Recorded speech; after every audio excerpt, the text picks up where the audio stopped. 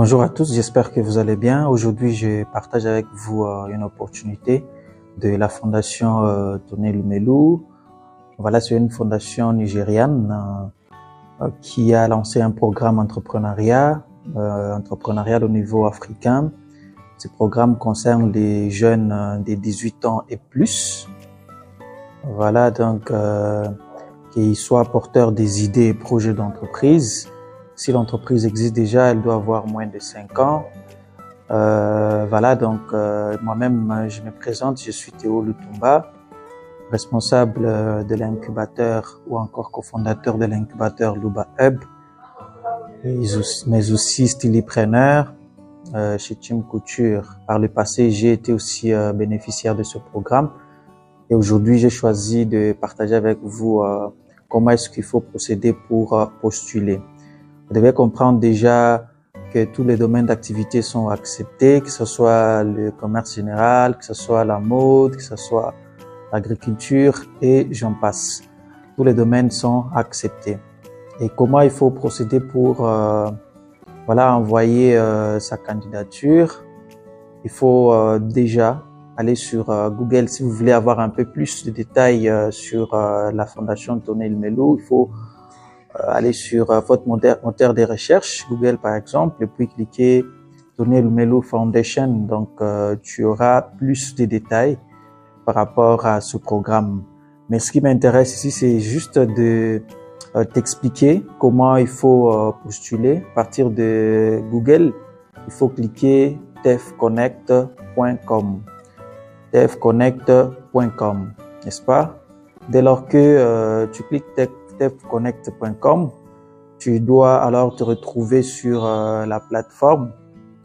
Sur cette plateforme, tefconnect.com, sur cette plateforme, tu dois devoir créer ton compte, n'est-ce pas? Tu dois devoir créer ton compte pour accéder à cette opportunité.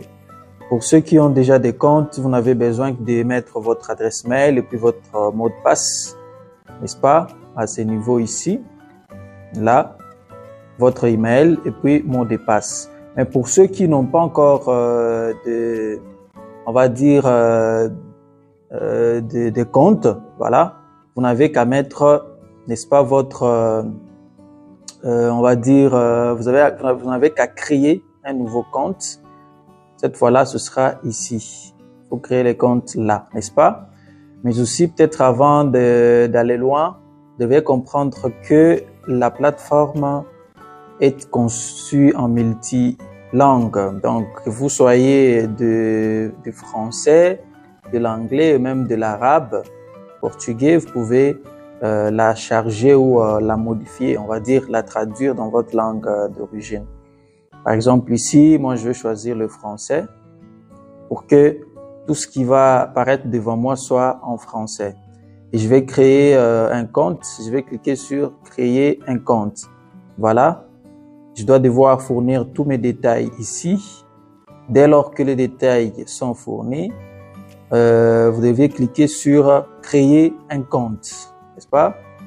Il faut, par exemple, ici, ce ne sont que les détails. Il faut avoir déjà une adresse email, votre prénom, nom de famille, un autre nom s'il y en a. Hein. Bon, à défaut, vous pouvez laisser. Mais aussi, créer votre mot de passe. Les mots de passe, il faut que ça soit un petit peu composé de caractères qui sont acceptés, n'est-ce pas, ici. Il y a la création, puis il faut confirmer. Et puis cliquer le bouton qui est juste là. Je signale ça. Le bouton est juste ici. Il faut cliquer à ce bouton-là pour que vous puissiez créer cette fois-là votre compte. Il faut créer un compte. Cliquez sur créer un compte après avoir rempli tous ces champs. Et puis, ce qui va se faire, c'est qu'il faut aller dans l'adresse email, n'est-ce pas? Dans votre boîte mail, j'allais dire. Et dans votre boîte mail, vous trouverez à l'immédiat même, on va vous envoyer un lien que vous allez cliquer. Dès lors que vous cliquez sur le lien, directement, on active votre compte et vous pouvez cette fois-là revenir sur la plateforme, refaire le même exercice de www.tefconnect.com et puis remplir maintenant cette fois-là votre adresse mail que vous aviez renseignée ici et ensuite votre mot de passe pour vous connecter et passer à la prochaine étape. Voilà, on se retrouve là-bas. Voilà, c'est supposé que vous avez déjà cliqué sur les liens et vous retrouvez, vous vous êtes même connecté au travers des informations que vous avez créées vous-même, notamment votre adresse mail et puis le mot de passe. Et vous êtes sur la plateforme cette fois-là. Il y a quelques informations, hein, c'est pas exclu de les lire, c'est toujours important. Et moi, je vous signale déjà qu'il faut cliquer sur commencer la candidature. C'est là qu'il faut cliquer pour commencer sa candidature.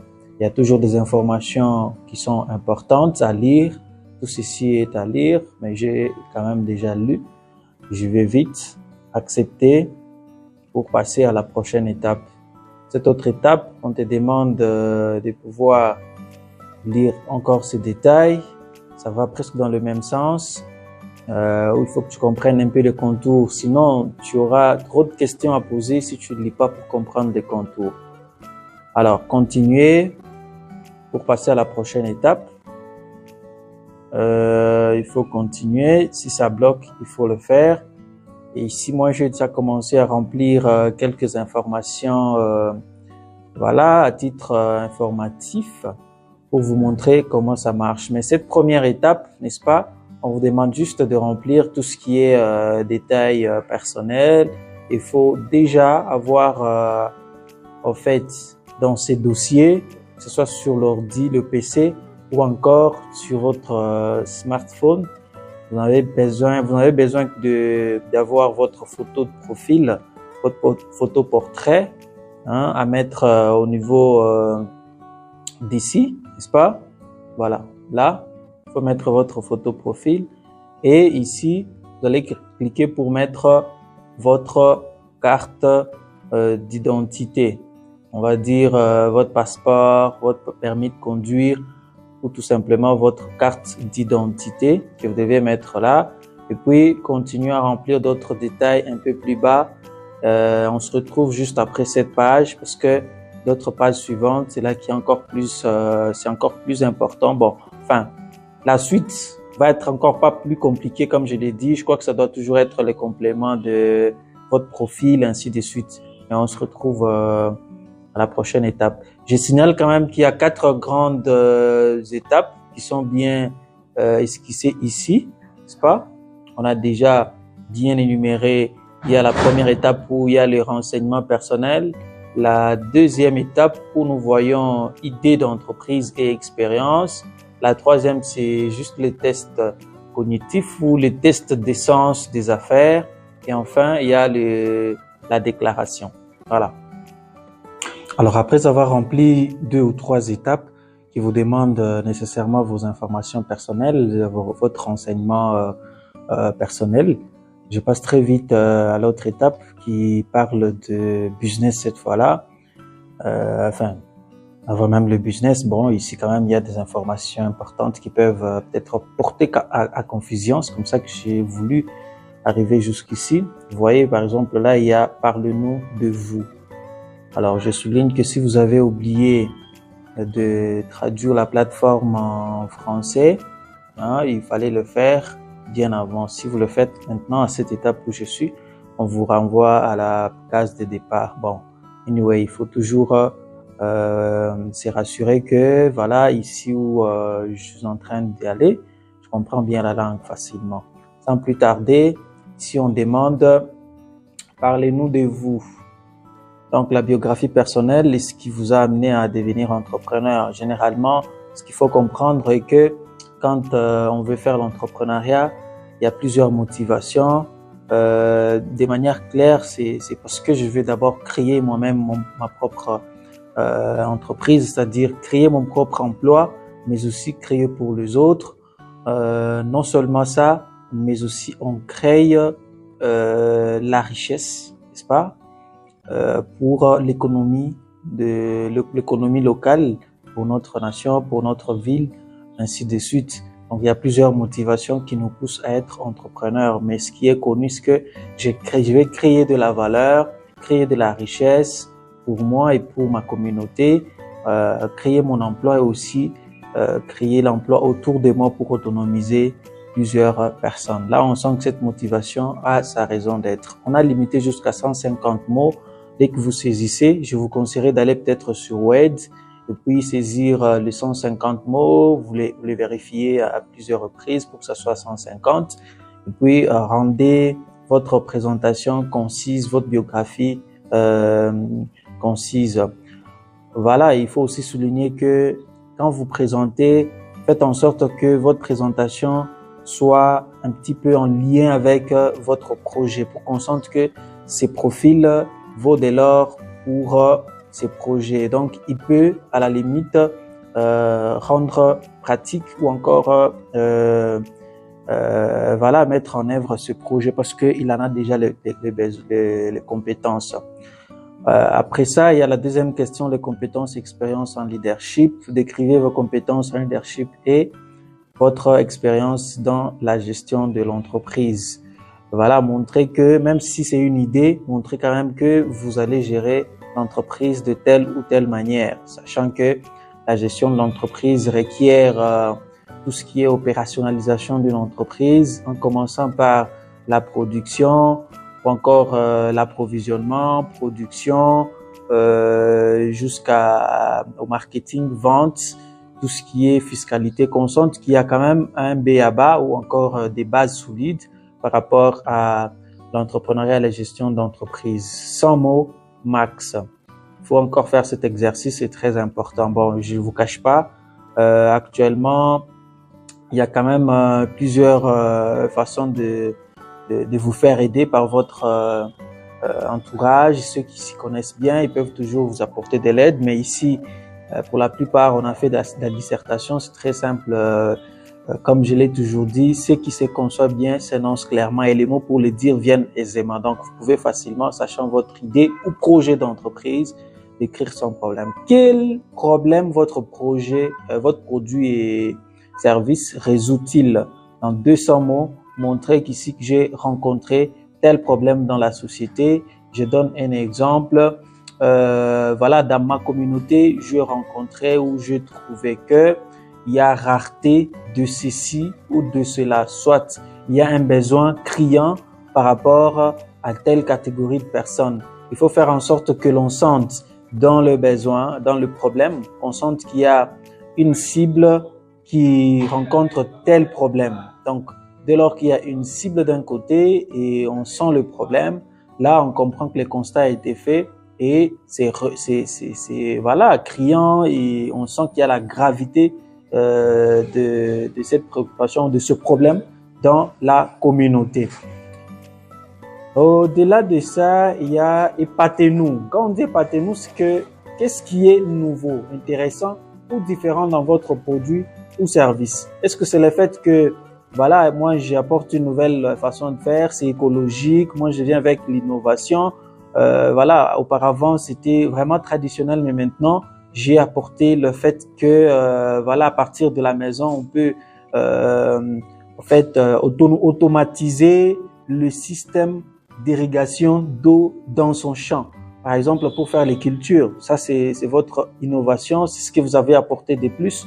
Montrer que actuellement dans la mode, je peux facilement à partir de mon atelier prélever les mesures à distance chez la personne à partir de sa morphologie ou de sa silhouette. Bon, moi je sais pas comment, mais qu'on voit qu'il y a au moins une innovation, ce qui vous différencie des autres par rapport à ce qui existe, même dans votre façon de faire, n'est-ce pas, le commerce général. Est-ce qu'il y a un truc nouveau que vous apportez, le waouh? Voilà pourquoi on dit épatez-nous. Eh bien, voilà, cette étape étant finie, il faut procéder à la prochaine. Alors, la prochaine étape, c'est le stade de développement de votre entreprise. Quand on clique là, il y a plusieurs options. Est-ce que c'est juste une idée? Est-ce que c'est une entreprise en démarrage? Est-ce que c'est dans la croissance? Ou bien l'entreprise est bien établie avec des bénéfices stables, ainsi de suite. C'est vous qui connaissez. Si c'est une idée, cliquez juste sur une idée. et votre entreprise est-elle opérationnelle? Il faut donc répondre à cette question. Si c'est le cas, alors, si c'est opérationnel, pour eux, il faut fournir le document. Si on répond sur yes, c'est que c'est opérationnel, il faut fournir les documents. Si ce n'est pas encore officiel ou formalisé, c'est-à-dire vous n'avez pas encore de documents devant l'État, ainsi de suite, vous n'avez qu'à cliquer sur non, n'est-ce pas, pour que vous puissiez avancer à la prochaine étape. Et si vous cliquez sur oui, on vous demande de télécharger les documents ici. Donc, vous devez être à mesure de télécharger les documents là, n'est-ce pas? Donc, il faut faire très attention. Si vous n'êtes pas encore en activité, vous n'avez qu'à cliquer sur le bouton non, n'est-ce pas? Voilà. Là, on clique sur non et puis on ne demande pas les documents. Et on passe à la prochaine étape. Vous deviez choisir votre secteur d'activité. Vous connaissez si vous évoluez dans l'aquaculture, dans la foresterie, fashion stylisme, si vous êtes de la mode durable, si vous êtes de... En tout cas, il y a plusieurs domaines ici, construction durable, ainsi de suite. Vous n'avez qu'à choisir si vous êtes dans l'agriculture, les food, ainsi de suite. Vous choisissez votre domaine, les domaines qui s'appliquent avec vous ici. Voilà, moi j'ai choisi au hasard comme ça. Supply, voilà. Objectifs de développement durable, il y en a plusieurs objectifs de développement durable. Si vous cliquez là, on vous propose toute une liste des 17 ODD. Vous n'avez qu'à choisir 3 qui s'appliquent pour votre projet, selon qu'ils l'ont dit ici. Donc, dès qu'on choisit 3, vous ne pouvez plus en ajouter. Et puis, hop, vous enregistrez pour passer à la prochaine. Avez-vous de partenaires d'affaires associés ou actionnaires? En tout cas, ici, je vous conseillerais carrément de mettre non. Vous n'en avez pas. Parce que si vous dites oui, on va vous demander d'autres documents à fournir que vous n'avez peut-être pas. Mais si vous en avez, en tout cas, tâchez de le mettre. C'est pas exclu. C'est pas grave du tout, en tout cas. Moi, je pense. Salarié, combien d'employés contractuels, à temps partiel, à temps plein, avez-vous? Veuillez saisir 0 si vous n'en avez pas. Voilà, là, c'est plus clair et c'est plus facile. Et donc, moi, je vous ai montré quand même le début et comment vous pouvez arriver jusqu'à cette étape. Mais la suite, je crois que facilement, si vous vous concentrez, c'est très facile, vous allez vous en sortir sans problème. Je vous souhaite une très bonne chance par rapport à cette opportunité. Partagez-la autour de vous, que ça ne se limite pas à vous, que ça aille plus loin. L'âge est défini juste à 18 ans et plus, donc tout le monde peut participer, néanmoins que votre entreprise ait moins de 5 ans. Vous pouvez maximiser vos chances d'être retenu et puis de passer aux prochaines étapes. Et voilà, maximisez les chances ensemble avec votre communauté, avec votre entourage pour pouvoir avoir plusieurs Africains qui bénéficient de cette opportunité. Parce que ça concerne tous les 54 pays d'Afrique, n'est-ce pas? Voilà, la RDC Lubumbashi, ma ville, la RDC, mon pays, est aussi considérée, est aussi prise en compte.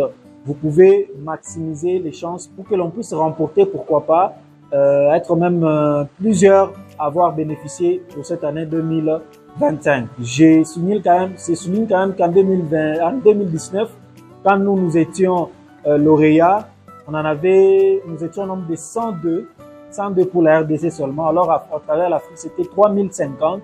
C'était vraiment un record très, très magnifique. C'était des moments forts, intenses, de perturbations, d'innovation, d'apprentissage. Et on n'oublie jamais. Voilà. Je vous souligne que j'ai partagé avec vous, n'est-ce pas, le très bon moment de cette opportunité de la Fondation Tony Elumelu. Moi, je suis Théo Lutumba et j'espère bien vous revoir dans une autre vidéo par la grâce de Dieu. Merci bien.